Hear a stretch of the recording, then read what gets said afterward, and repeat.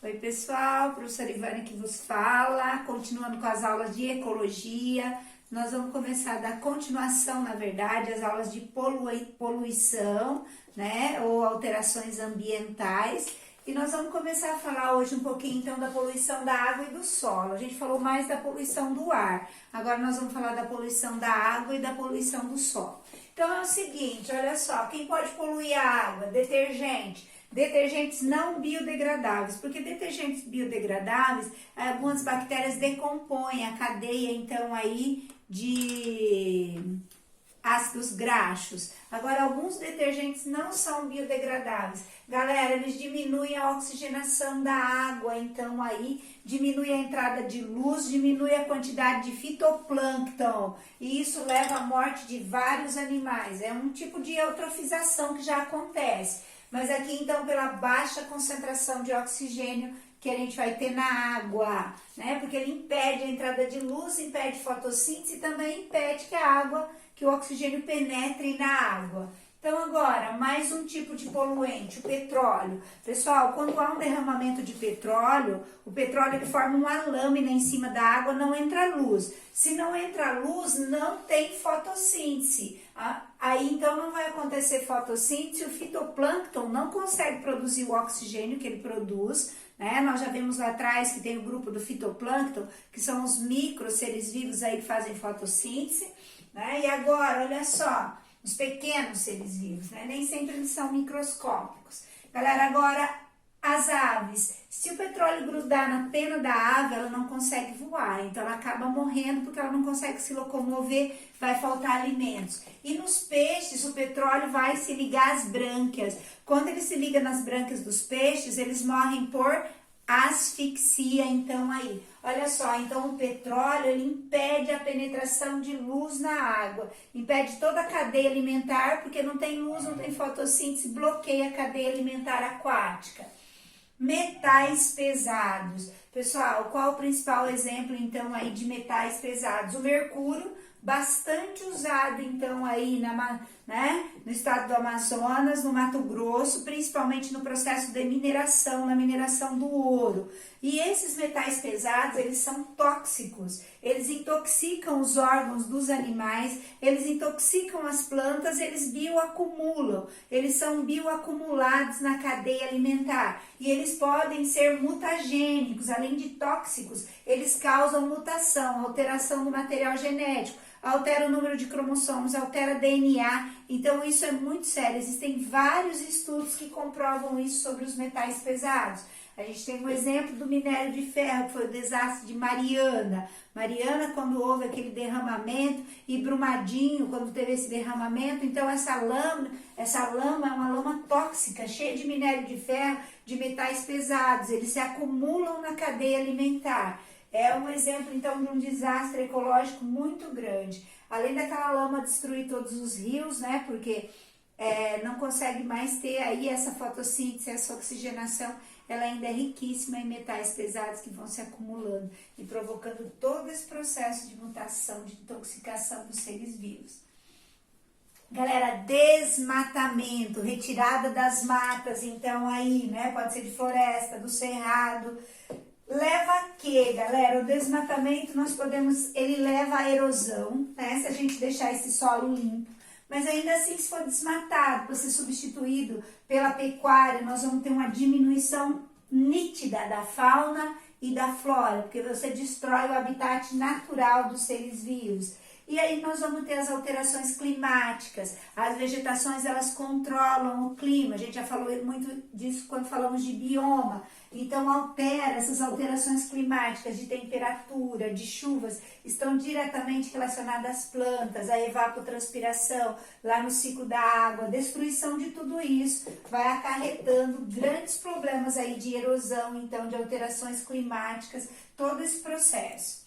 Agora, galera, introdução de uma nova espécie. Qual é o problema de introduzir uma nova espécie? Quando eu coloco uma nova espécie, pode ser que naquele ambiente ela não tenha predador, ela não tenha um lugar naquelas cadeias alimentares daquele ambiente. Aí então, ela começa a fazer uma proliferação exagerada, ela se multiplica Aí, e ela às vezes compete com espécies nativas. E aí, galera, ela ganha essa competição e ela toma conta e a espécie nativa acaba desaparecendo. Então, a introdução de novas espécies pode ser extremamente desastrosa. Às vezes eles perguntam, introduzir uma nova espécie vai aumentar a biodiversidade? Não, não vai, tá? Ela pode causar um desastre ecológico. Eu vou dar um exemplo que foi a actina fúlica, que foi então um tipo de caracol introduzido no Brasil para servir de alimento no lugar do escargot, que era muito caro.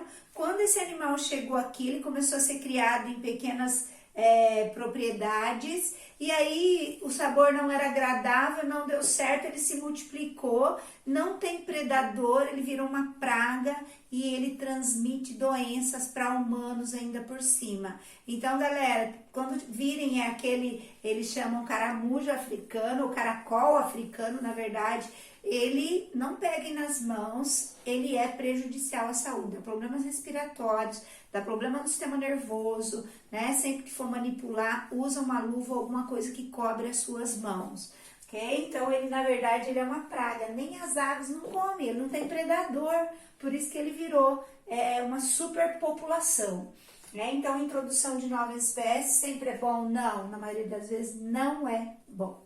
Galera, radioatividade, então, aí, elementos radioativos, tá? Eles podem alterar, por exemplo, o estrôncio 90, se liga aos ossos no lugar do cálcio. Muitos são mutagênicos, muitos agentes radioativos causam mutação, alteração do DNA, e isso leva ao câncer. Então, o excesso de radiação pode ser cancerígeno. Existem vários exemplos. A radiação ainda ela pode queimar, matar a célula, e a longo prazo a radiação ainda pode levar a várias mutações, e a curto prazo também, né? A queimaduras, a câncer. Então, olha só, a radioatividade, a gente já teve um acidente muito grave aqui no Brasil, em 1987, que foi em Goiânia, que eles deixaram uma cápsula de aparelho, se eu não me engano, de ultrassom, e essa cápsula radioativa, houve várias queimaduras, mutações, mortalidade por conta dessa radiação. Então aí,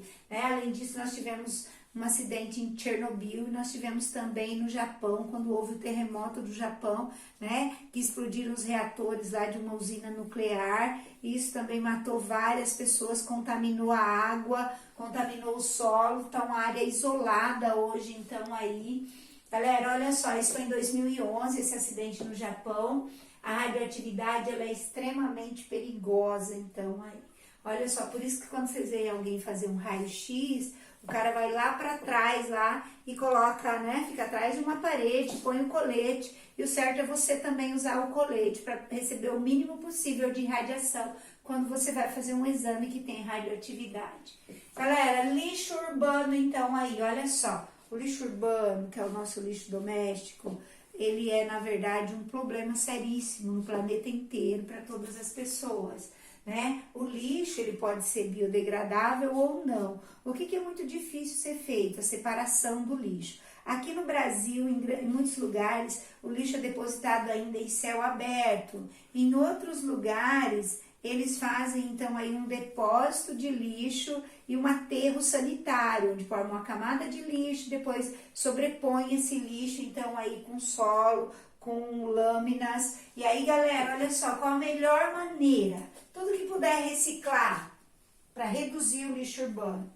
Reciclar. Vocês sabiam que hoje a gente usa muita camiseta que é feita de garrafa PET? Então, reciclar, reduzir o consumo de coisas embaladas, daquilo que polui. Então, aí, copinhos plásticos, garrafas PETs, né? Reutilizar, utilizar novamente uma embalagem, então, aí, né? Por exemplo, os vasilhames de cerveja ou de refrigerante ou de bebidas, né? Aqui no Brasil nós não temos o hábito, mas os produtos de limpeza em alguns países do mundo, eles usam o mesmo frasco, vão no supermercado e só enchem aquele frasco. Isso reduz também, né? Então é reutilizar, recusar. O que é isso, professora? Recusar, então, aí quem agride o meio ambiente. Eu consigo ter listas de empresas que poluem o meio ambiente. Eu posso recusar de usar seus produtos e repensar tudo isso. Repensar se eu preciso trocar o celular, repensar se eu preciso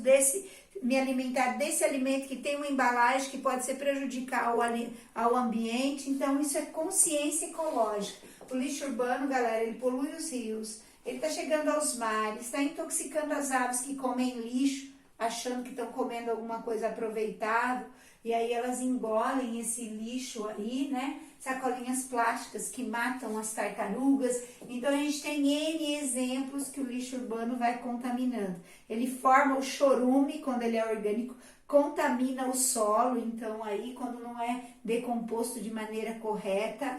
Uma das formas que a gente tem para melhorar o lixo urbano são fazer as composteiras, estruturas de compostagem, então aí que é para haver a decomposição do lixo orgânico. Ele tem o orgânico e tem o reciclável, né, gente? Agora, nós vamos fechar essa parte, a professora vai falar de 2 itens, magnificação trófica e eutroficação das águas. O que é magnificação trófica? Acontece principalmente com agrotóxico, DDT, por exemplo. Galera, os agrotóxicos ou DDT, se eu jogar um agrotóxico na água, por exemplo, olha só, aqui eu vou ter na água do DDT 0,003 partes por milhão. Isso é muito pouquinho. Só que ele é acumulativo, porque ele não é biodegradável. Assim acontece com os agrotóxicos. O zooplâncton, que são as microalgas, elas já vão ter 0,04 partes por milhão. Enquanto que o peixe que come o zooplâncton já vai ter 0,5. O peixe maior que come o peixe menor vai ter 2. E a ave vai ter 25 ppm. Olha a diferença, 0,0 para 25 partes por milhão. Galera, aumenta muito. E é isso que acontece com o agrotóxico. Quem tem mais agrotóxico no corpo? Nós ou a planta que recebeu? Nós, porque nós comemos um animal, comemos o frango, comemos o porco, que comeu planta que tinha agrotóxico, acumulou no corpo da planta, depois foi acumulando ainda mais no corpo, por exemplo, de um frango, e acumula muito mais no corpo do homem, porque ele é o topo da cadeia alimentar. Isso é chamado bioacumulação ou magnificação trófica. Galera, o outro nome que magnificação trófica tem é bioacumulação, então aí a mesma coisa. Bioacumulação. Então, os poluentes acumulam no último nível trófico, é inversamente proporcional à energia. Não sei se vocês lembram, a energia diminui, o poluente aumenta. Galera, agora nós vamos falar de eutroficação das águas. Eu posso começar a eutroficação aqui, eu posso começar aqui, ó, em matéria orgânica. Vamos lá, se eu jogar fertilizantes na água, sais minerais, por exemplo, algumas indústrias jogam. Esses sais minerais aumentam a proliferação do fitoplâncton, de microalgas de ciclo curto. Elas se multiplicam muito rápido, mas elas morrem muito rápido. Como elas morrem rápido, elas aumentam a quantidade de matéria orgânica na água. Aumentando a matéria orgânica, aumenta o número de bactérias aeróbicas. E essas bactérias consomem o oxigênio da água. Consumindo o oxigênio da água, morrem os peixes, os crustáceos, morrem os animais. Galera, morrendo os animais, aumenta mais a matéria orgânica. Aumentando mais a matéria orgânica, agora aumenta as bactérias anaeróbias, que produzem gases, que dão mau cheiro. E aí isso pode matar uma lagoa ou até mesmo um rio em determinado espaço, em determinado lugar, por a eutroficação. Galera, eu posso começar nos sais, ou eu posso começar na matéria orgânica. Por exemplo, descarrilhou um trem, aquele trem tá cheio de soja, por exemplo, ou cheio de milho, ou caiu matéria orgânica na água, e imediatamente as bactérias aeróbias, elas vão se multiplicar e vão consumir o oxigênio, porque está tendo muito alimento. Elas consomem o oxigênio, elas vão matar os animais vão morrer por falta de oxigenação. Atenção, não é a bactéria que mata o animal, ela consome o oxigênio da água e aí não tem oxigênio para os animais. Esses animais morrem, eles vão formar ainda mais a decomposição matéria orgânica na água, mas por bactérias agora anaeróbias. Isso é chamado, então, eutroficação das águas. Pessoal, ok?